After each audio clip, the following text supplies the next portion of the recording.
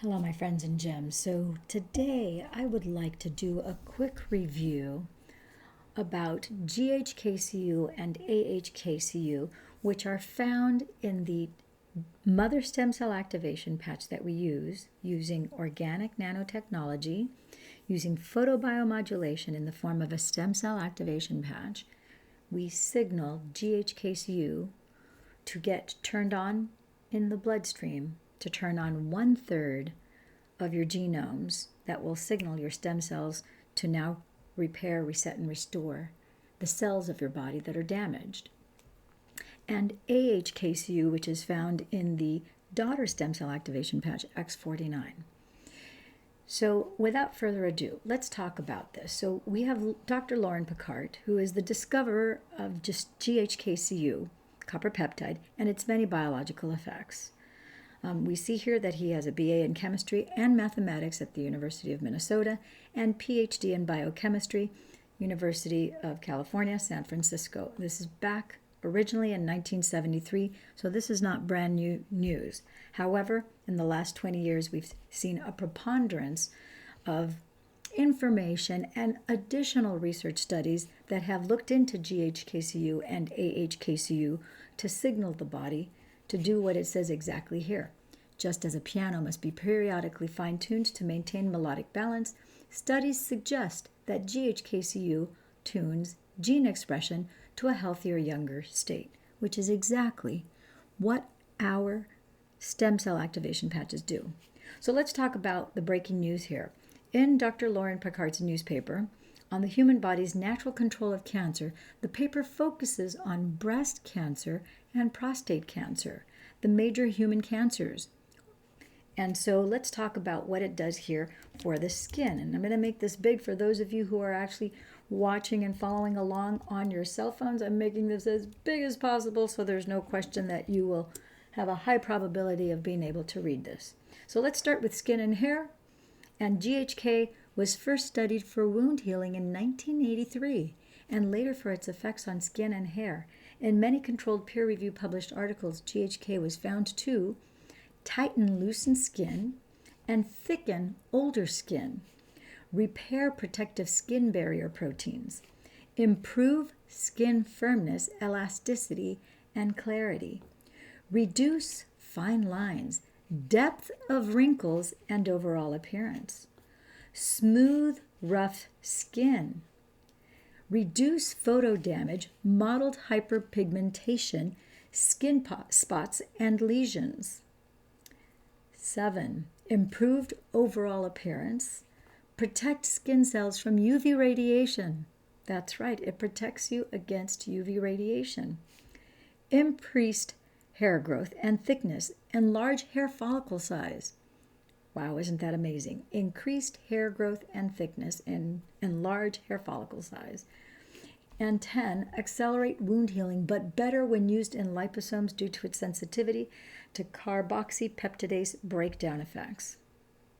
Now going over to the anti-cancer sections.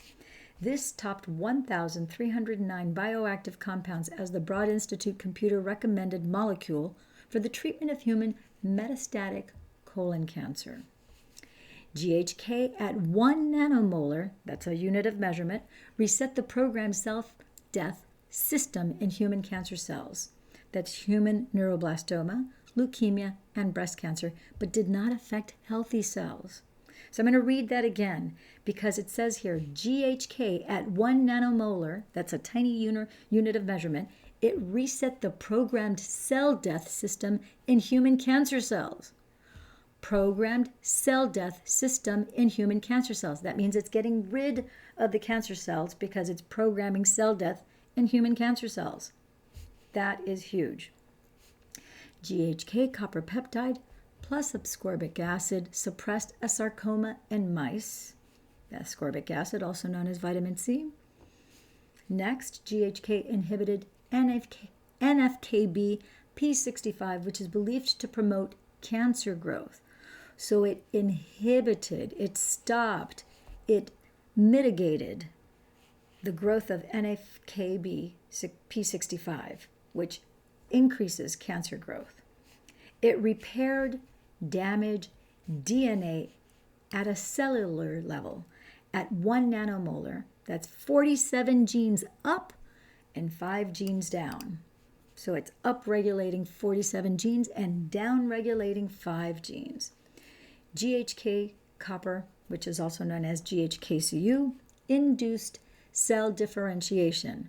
All that means, to induce cell differentiation, that the copper peptide induced the stem cell to recognize, become aware, and realize the difference between sending a heart. The body needs a heart cell, it differentiates and it sends a heart cell replacement to a damaged heart cell. And if there's a bone cell that needs to be replaced because it's damaged, it'll send a bone cell to replace the damaged one. And then the last one here resets 84 genes to growth inhibitor or cancer inhibition. So now let's move on to the next section. In this section, we talk about lung protection. So lung protection topped 1,309 bioactive compounds as Broad Institute computer recommended molecule for treatment for chronic obstructive pulmonary disease. That's COPD. Now, we all know, we've heard a lot about COPD in the last 3 years. We're not going to get into the reason as to why that is. We all know, we all recognize, we comprehend, we understand, right? Okay. Oh, by the way, it restored healthy function in COPD affected cells at 10 nanomolar. That's much more. Number 2, protected lung cells from damage by both bleomycin and lipopolysaccharide-induced injury. So I'm not really familiar with bleomycin. I know that myosin has to do with some sort of tissue having to do with some sort of muscle. Lipopoly, so that means fat, many, sugar. Lipopolysaccharide-induced injury, so some sort of injury that was induced by this type of saccharide, which is a lipopolysaccharide. People who have different forms of, whether it's type 1, type 2 diabetes, there's several other conditions that also increase your lipopolysaccharides. And in this last bullet point, it says fetal lung cell, GHK-CU, at concentrations of 0.1, 1.0, and 10 nanomolar produced dose-response changes in 329 human fetal lung genes of the extracellular matrix. This is spectacular. On the right here, antioxidant, anti-inflammatory. So GHK-CU is known to increase SOD1 activity. It suppressed toxic products of lipid oxidation. We all know that when you have oxidation, that's like if you look at a piece of metal and it's oxidized, it's rusted over. When it's rusted over, it disintegrates and it destroys the metal, right?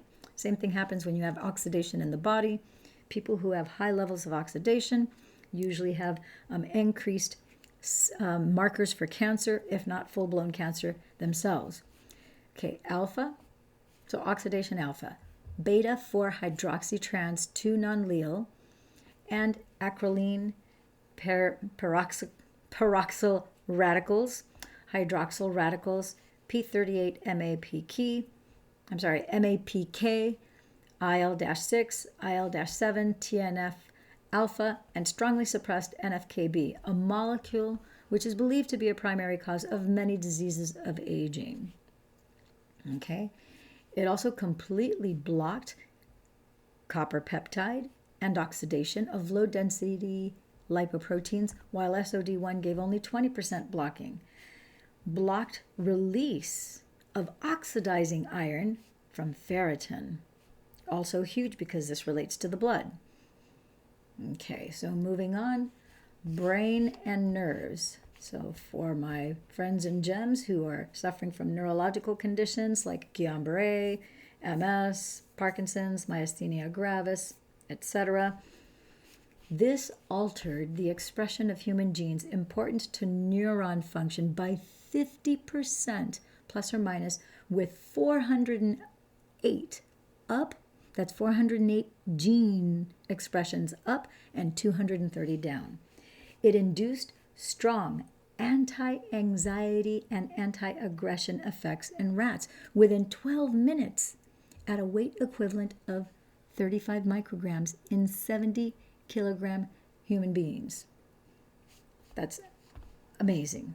Induced anti-pain activity in rats within 12 minutes.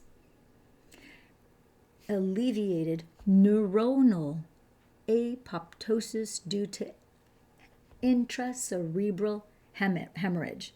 So people with encephalitis, with traumatic brain injuries, with, there's something that's like encephalitis that starts with an M. I'm trying to remember right now. It'll pop into my head in a moment. But for things like encephalitis, things like traumatic brain injuries, if you have an intracerebral hemorrhage, you are going to get relief because you have alleviated neuronal apoptosis. That's the decay and the death of neurons in the brain. This is huge. So now used clinically in humans for the treatment of damaged spinal segments in the neck. Treatment was for 20 days with a daily injection of 0.25 milligrams of GHK-CU into the skin around the damaged area. The cost of GHK-CU is about 0.01 a milligram. Now, I know that there are issues having to do with the actual injection and the reuse of the syringe that is used for those GHK-CU, which is a complication of actually injecting GHK-CU, whether it's intramuscularly or intravenously.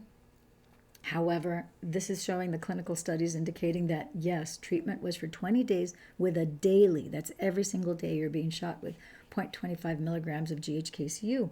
Now, isn't it nice that you can now, the injections are very expensive, as you can only imagine, and you have to go to the doctor's office every day for 20 days in a row in order to get this. Isn't it nice to know that now you can actually just put on the X39 and the X49 stem cell activation patches, which activate the GHK-CU and AHK-CU in your bloodstream directly, and automatically it increases it. Absolutely incredible. So now stem cells and other actions. So the GHK-CU caused adult MCS stem cells to produce more growth factors, increased stem cell differentiation, which just means that they became more efficient, enhanced activity of alginate hydrogels for human cord blood, MCS stem cell osteogenesis. Wow, so the regeneration of bones, there you have it, osteogenesis. Additional actions of GHK increased the healing of many tissues like skin, stomach, intestine lining, bone tissue. Strongly chemo-attracted capillary cells, mast cells, macrophages. Strongly activated genes of ubiquitin, proteasome, system, used for cell cleansing. There were 41 genes that were turned on. They were turned up, and one gene that was downregulated. Blocked cortisone's anti-regeneration effects, which that's great because when you have the fight or flight response, your cortisol levels go up. Suppressed the insulin and insulin-like system that reduces lifespan in roundworms. It reduced fibrinogen synthesis. This is huge for anyone who has issues with blood clots in the body. This is reducing the fibrinogen, which is one of the number one things that I tell people who have had blood clots. Have them check your fibrinogen levels, because if they check your fibrinogen levels, although they don't have a pharmaceutical medicine that will lower your fibrinogen levels, guess what? Our stem cell activation patches will reduce fibrinogen levels as a direct result of increasing your GHK-CU in your bloodstream. Isn't that amazing? And that goes automatically to signal your stem cells to turn on to start to balance everything, including fibrinogen. So fibrinogen levels are the top predictor of cardiovascular heart disease. High fibrinogen, it's a predictor. It says here a top predictor of cardiovascular heart disease. If you have low fibrinogen, then you have a low probability of cardiovascular heart disease. Increased myostatin gene expression of 9.4-fold. That's almost 10. Wow. Myostatin inhibits heart failure. So let's talk about Where did GHK come from? What does GHK do? GHK appears to be part of a previously unknown system that adjusts the body to a state best suited for certain conditions such as good health, pregnancy, growth, cold weather, starvation, infections, aggression to fight off animal attacks, etc. GHK is too small to carry any significant information, so the general pattern of gene expression of up or down must be present in the genes by modifications of proteins and RNA around the gene. The GHK intensifies this effect. There must be several of such signals in addition to GHK. So GHK probably originated from an ancient marine protective system that protected cells against free, toxic copper and was swept into mammals on the tides of evolution. It predates modern growth factors and cytokines. GHK aids the differentiation of Ascaris sum roundworms. Roundworms are one of the most ancient animals, arriving about 1 billion years ago, and barnacles date back 400 million years, and GHK promotes their differentiation and settlement on the surfaces. So one of the questions people ask is, how can GHK have such diverse actions such as healing, anti-cancer, anti-anxiety, COPD, cell repair, etc.? So the answer is simple. During the course of evolution, various genes become associated with various peptides, proteins, and RNA molecules that modulate their expression for optimal animal survival. So the piano key theory of human aging. So how to reduce the diseases of human aging with GHK-CU. The main cause of human aging appears to be that the genes lose their optimal pattern of up and down settings by the age of 20 to 25. I'm going to read that one more time because I think that is very alarming for the average person that is not aware of this information. The main cause of human aging appears to be that the genes lose their optimal pattern of up and down settings at the ages of 20 to 25. This is like piano keys. When the piano is new, it plays beautiful music, but with time, the piano keys lose their proper tuning as the music is imperfect. Likewise, with time, human genes lose their youthful settings, and the diseases and conditions of aging set in. GHK, which was discovered during biochemical studies of human aging, resets human genes to a younger and healthier condition. Most current theories and therapies to treat disease tend to target only one biochemical reaction or pathway. But for human aging, our data finds that we must think of simultaneously resetting hundreds or thousands of genes to protect at-risk tissues and organs. So GHK may be a major step towards this resetting goal. Okay, I think we're going to wrap it up here. If you're interested, you can come visit this site. I will leave this in the link below for you to go ahead and review. I'll leave this so that you can read this on your own, the balance of the information here. And thank you, my friends and gems, for tuning in, tapping in, turning on to this episode at Love and Money Secrets TV. And oh, by the way, if you or someone you know is interested in getting started to receive the information on what the stem cell activation patches are, how they might be able to benefit from optimizing their body, whether they're into peak performance, whether they're into anti-aging, whether they're trying to offset some sort of chronic inflammatory condition or some sort of trauma as a result of an accident, be sure to get in touch with me. You can always reach our hotline at 949-478-2221. I'll repeat the number, 949-478-2221. You can leave a message at our hotline. We'll be sure to get back to you. We have information Q&As Monday through Friday, 2 p.m. Pacific Standard Time, and 7 p.m. Monday through Thursday, Pacific Standard Time. And we have this available in 81 countries as of the recording of this video today. Thank you for tuning in. I'm Dame Lillian Walker, and I look forward to seeing you on the other side.